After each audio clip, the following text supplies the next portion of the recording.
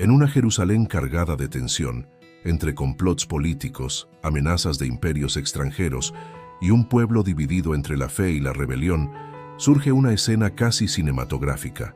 Isaías, un profeta que muchos consideraban extraño, otros loco y unos pocos iluminado, camina entre los muros del templo mientras el viento arrastra el polvo de los sacrificios del día. El reino de Judá está en crisis, pero Isaías siente que algo está por romperse. No es solo un conflicto humano, es un estremecimiento en el mundo espiritual. De pronto, la presencia del Señor lo envuelve. No es fuego ni trueno esta vez. Es un susurro claro, preciso, imposible. He aquí que la Virgen concebirá y dará a luz un hijo, y llamará su nombre Emanuel. Isaías 7:14. Isaías queda inmóvil. ¿Una virgen? ¿Un hijo? ¿Emanuel? ¿Dios con nosotros? El mensaje es tan desconcertante que él mismo lucha por comprenderlo. En un reino donde las mujeres enviudaban jóvenes, donde el matrimonio era temprano, donde la concepción era un asunto absolutamente terrenal, natural, biológico, la idea era absurda, escandalosa, imposible, pero es precisamente eso lo que hace que el corazón del profeta arda. Dios está anunciando algo que desafía la lógica del mundo. Los escribas observan a Isaías murmurar solo, repitiendo el mensaje, tratando de ordenar esta visión en palabras humanas. Cuando finalmente lo proclama ante el rey Acaz, las miradas se llenan de incredulidad y sospecha. ¿Acaso Isaías está hablando de un niño de su época? ¿Está usando simbolismos poéticos? ¿O de verdad está pronunciando una profecía para un tiempo completamente distinto? El mensaje queda registrado y se convierte en un misterio que atravesará generaciones enteras. Un secreto sellado entre tinta, pergamino y la espera insistente de un pueblo que aún en su rebeldía mira al cielo preguntándose ¿cuándo vendrá Emanuel? ¿Y cómo será posible lo imposible? Imagina una profecía que nadie comprende. Imagina que pasan 10 años, 20, 50, 100. La gente envejece, muere, nacen nuevas generaciones y la profecía sigue ahí sin explicación. Eso ocurrió con las palabras de Isaías. Durante 7 siglos, Israel fue invadido, deportado, saqueado, reconstruido, destruido y vuelto a reconstruir. Desde los asirios hasta los babilonios, desde los persas hasta los griegos y finalmente los romanos. La nación que escuchó la profecía sufrió transformaciones brutales, pero en cada sinagoga, en cada fiesta, en cada generación, alguien leía el pergamino y murmuraba: «He aquí que la Virgen concebirá». Algunos creían que era un símbolo poético, otros pensaban que ya se había cumplido y nadie lo había notado. Otros esperaban un cumplimiento literal, sobrenatural. En los mercados, los ancianos contaban historias sobre un Mesías venidero con voz temblorosa. En las casas humildes, las madres enseñaban a sus hijos que Dios enviaría un Salvador. Y en los corazones más cansados surgía la duda: ¿y si Isaías se equivocó? Pero la profecía seguía viva, dormida, pero viva. Como una chispa escondida en un carbón que parece apagado, esperando el soplo perfecto para encenderse. Nazaret, un pueblo tan pequeño que ni siquiera aparece en los registros más antiguos. Un lugar olvidado, polvoriento, despreciado por los grandes maestros de Jerusalén. Nadie esperaba nada bueno de allí. Pero allí vive María, una joven judía comprometida con un carpintero llamado José. La pobreza era parte de su día a día, no miseria, sino la vida sencilla y humilde típica de la mayoría del pueblo. María no es princesa, no es hija de sacerdotes famosos. Es una joven común en un pueblo común. Hasta que una noche lo imposible irrumpe en lo cotidiano. Un resplandor llena la estancia y María queda inmóvil mientras una presencia celestial rompe la barrera entre el cielo y la tierra. Salve, muy favorecida, el Señor está contigo. María queda sin palabras y el ángel continúa: concebirás en tu vientre y darás a luz un hijo y llamarás su nombre Jesús. El silencio se vuelve espeso. La profecía olvidada por siglos sale a la superficie como un trueno silencioso. ¿Cómo será esto si no conozco varón? El mensaje es claro. No es un proceso humano. Es la intervención divina anunciada por Isaías. María acepta, temblando, pero con fe. El gran misterio empieza a despertar.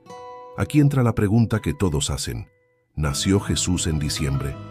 La Biblia no menciona la fecha exacta. Lucas solo describe pastores cuidando rebaños de noche, algo más común en primavera u otoño, pero el día exacto permanece en misterio. Ahora, la segunda gran pregunta. ¿Eran María y José tan pobres que Jesús tuvo que nacer en un establo? La Biblia tampoco afirma que eran indigentes. Lucas solo dice que no había lugar para ellos en el mesón. Lucas 2:7. Eso no significa necesariamente pobreza extrema. Belén estaba saturada por el censo romano.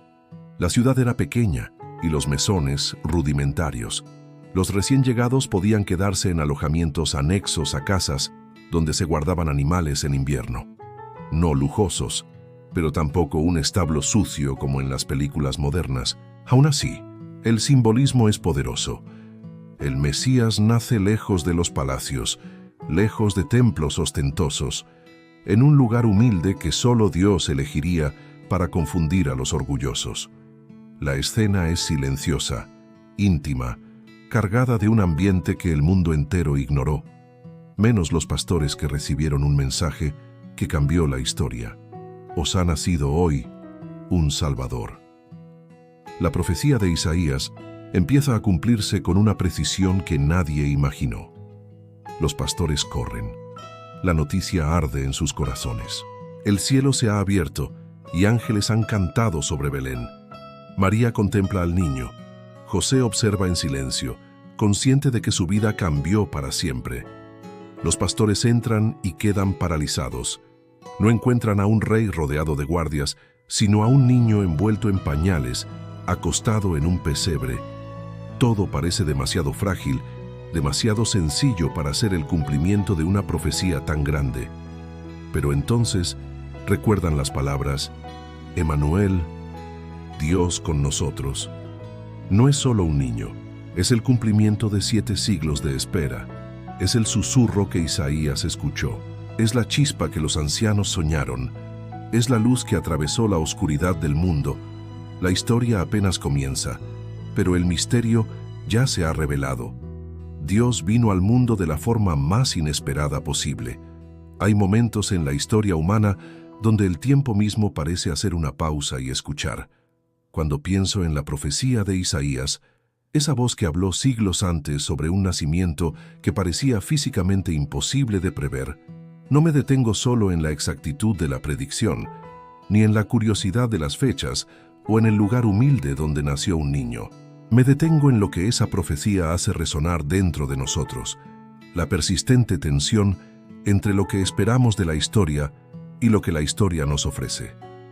Esa tensión es la que convierte un hecho, un nacimiento, un texto, una noche cualquiera en Belén, en un espejo donde vemos nuestra propia incredulidad, nuestras esperanzas más secretas y el modo en que el tiempo puede ser puente entre promesa y cumplimiento. Imagina por un momento la voz de Isaías atravesando 700 años. No era solo una predicción técnica, era una palabra lanzada en medio de turbación, de pueblos cansados, de líderes que parecían decidir su destino por la fuerza y la intriga. Isaías habló de un signo, habló de una joven que concebirá, o una virgen, según la traducción, y dijo que su nombre sería Emanuel, Dios con nosotros. Esa expresión no es un mero título mesiánico para decorar un relato, es un desafío silencioso a la lógica humana. Dios con nosotros, no en palacio, no en el trono de un monarca, sino con la gente sencilla, con quienes cuentan poco para la historia oficial. ¿No es eso al mismo tiempo incómodo y consolador? Ese contraste nos obliga a mirar nuestros propios criterios de signo verdadero. Esperamos grandeza en gestos ostentosos, palacios, coronas, estadísticas que deslumbren. Pero la profecía y su cumplimiento, si lo vemos con ojos atentos, Nos enseñan que el verdadero signo puede llegar envuelto en humildad. El establo, la cuna entre animales, la sencillez y la exposición al frío, a la mirada de forasteros, todo eso suena peligroso, sospechoso, casi trivial. Y sin embargo, en esa fragilidad se revela una sabiduría difícil de aceptar. Lo que salva no necesita del aplauso del mundo para hacerlo. Lo que cambia las historias no siempre cumple con nuestras medidas humanas de prestigio. Ahora piensa en María y José. No son personajes de una leyenda. Son rostros humanos con dudas, con miedo, con preguntas que pesan. ¿Cómo no reconocer en ellos nuestras propias incertidumbres? Cuando escuchamos que ella estaba encinta por obra del Espíritu, palabras que nos llegan por los relatos evangélicos, surgen mil preguntas. ¿Cómo entender lo sobrenatural en lo cotidiano? ¿Cómo aceptar una promesa que nos pone en la mira de la sospecha? María y José hicieron lo que muchas veces nos cuesta, caminar la fe en medio de la incertidumbre, aceptar que la vida los empujara hacia circunstancias que no habían elegido. Y en eso su historia es espejo y lección para nosotros. La fe verdadera no elimina la complejidad, la atraviesa. La cronología, si Jesús nació en diciembre o no, si las plazas estaban llenas o vacías, se vuelve secundaria ante una pregunta mayor. ¿Qué hacemos con la idea de que un acontecimiento pequeño, escondido en la noche, pueda transformar la conciencia humana? Porque ahí está la clave. Lo que trae sentido no es la fecha exacta, es la verdad que encarna un acto. Una profecía que se cumple después de siglos nos recuerda que la historia, a veces, es lenta para hablar, y nosotros, que vivimos en la inmediatez, debemos aprender paciencia y atención. No es que la espera legitima la verdad por sí misma, pero sí enseña la humildad de reconocer que el tiempo tiene formas de confirmar lo que a nosotros nos parece absurdo.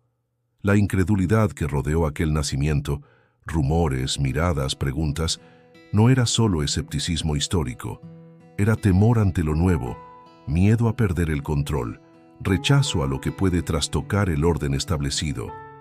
Cuando lo extraordinario irrumpe dentro de lo ordinario, todo se sacude. La profecía de Isaías, que se cumplió en una cuna humilde, nos invita a sospechar de nuestras seguridades.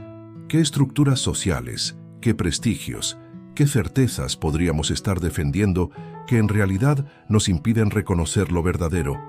Esa sospecha no es una paranoia, sino una herramienta. Nos convoca a revisar dónde depositamos nuestra confianza. Pero la historia también es profundamente humana. Piensa en los pastores, aquellos que esperaban poco y recibieron mucho, y en los magos, aquellos que vinieron de lejos siguiendo una luz. El mensaje alcanzó mundos opuestos, unos humildes, otros eruditos. ¿Qué enseña eso? Que lo divino llega en formas que trascienden nuestras categorías habituales. Lo que es grandioso llama tanto a los simples como a los sabios. La luz que nace en lo común tiene la capacidad de orientar a todos. Y si lo piensas bien, eso es una invitación radical. Cada persona, por modesta que parezca, puede ser receptor y portador de sentido. Permíteme detenerme en la imagen del anuncio, un mensajero que trae buenas nuevas. A menudo subestimamos el poder de una palabra dicha en el momento preciso. Las profecías no son adivinanzas, son palabras que iluminan opciones. Isaías y los profetas no solo describían el futuro, estaban educando la mirada del pueblo, diciendo: mira con expectativa, mira con esperanza. Existe una posibilidad que supera tu desesperanza. En un mundo que tantas veces nos empuja a la resignación, esa es una enseñanza crucial. La esperanza no es pasiva, es una apertura activa al porvenir. Ahora, ¿qué significa todo esto para nosotros hoy? Primero, que la historia sagrada, cuando se la lee con honestidad, no nos libra de preguntas, nos invita a vivirlas. La certeza de lo prometido no elimina la experiencia humana del miedo, la pobreza, el juicio o la incomprensión. Más aún, convierte esas situaciones en terreno donde la gracia puede actuar. Segundo, que lo más grande en la vida puede adoptar formas pequeñas. Eso transforma cómo valoramos a la gente, cómo vemos las decisiones cotidianas, cómo elegimos a quién escuchar y a qué darle importancia. Tercero, La profecía cumplida nos obliga a mirar más allá de la literalidad y a extraer la ética que subyace. ¿Qué significa que Dios con nosotros? Para muchos es una promesa de consuelo, para otros una llamada a la responsabilidad. Si lo divino se hace cercano, entonces nuestra respuesta no puede ser indiferencia.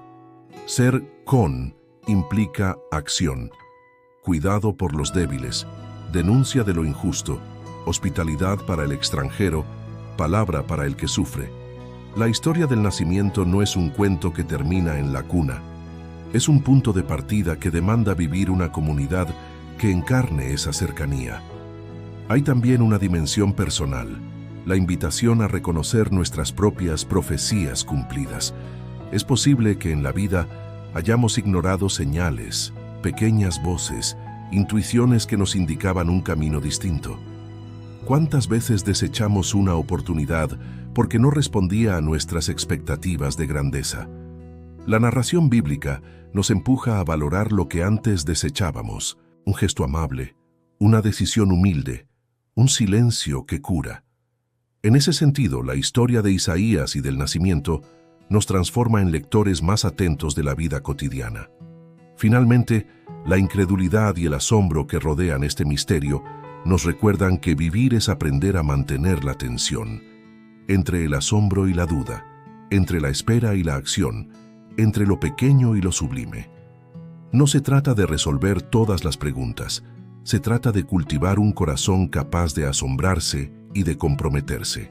La profecía que resuena a través de siglos nos enseña a ser pacientes con la verdad, pero activos en su búsqueda. Nos recuerda que la trascendencia puede pasar por lo más humilde y que, si abrimos los ojos, muchas pequeñas luces pueden convertirse en guía para toda una vida. En conclusión, si la profecía que Isaías dejó parecía imposible, su cumplimiento nos hace revisar nuestras categorías de lo posible. Nos desafía a ver más allá de apariencias, a escuchar con cuidado, a vivir con valor en la fragilidad y a dejar que la sencillez nos guíe hacia actos de amor y justicia. Y si alguna vez te preguntas si la historia puede ser más que un conjunto de fechas y sucesos, vuelve a esa noche en Belén. Una cuna, un pueblo en espera, una voz que cruzó siglos. Allí está la invitación, a creer en lo que hace nueva a la humanidad, no por fuerza ni por espectáculo, sino por fidelidad al misterio que se hizo pequeño para encontrarnos en lo cotidiano.